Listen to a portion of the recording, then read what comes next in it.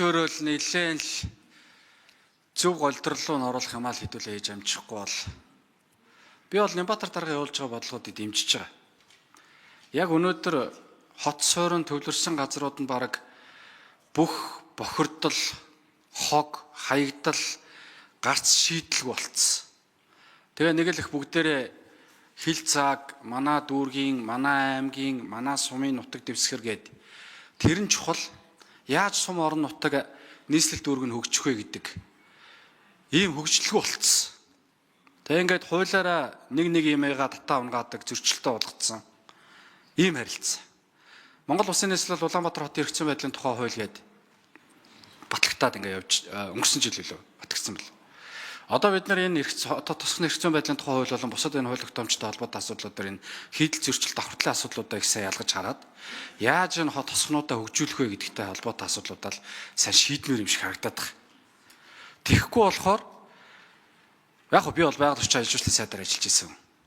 Байгаль орчны хуулиуд дээр суурьшмал газар буюу хот тосгонтой холбоотой асуудлууд дээр нь хоригдлтуудыг нэгээд өгсөн. Байгаль орчинд үзүүлэх сөрөг нөлөөлөлтөй холбоотой асуудал дээр. Тэгэнгүүт өөр нэг хуулиар дахиад нэг юм нэгээд өгсөн. Дараагийн хуулиар нь дараагийнх нь хаагаад өгсөн гэдэг чинь. Ингээд хийдэл зөрчил давхартлалтай холбоотой асуудлууд нь яг нэнэглэхэд маш өндөр баг.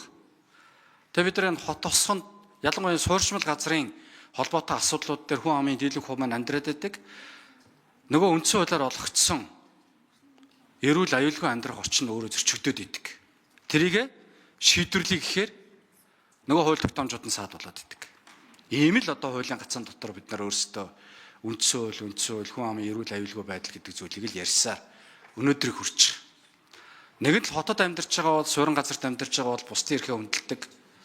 Тодорхой нийтийн эрх ашигын төлөө нэг хүний эрх ашигыг хүндсэн шийдвэрүүдийг гаргаж авахаас өөр аргагүй байдалтай л байгаа.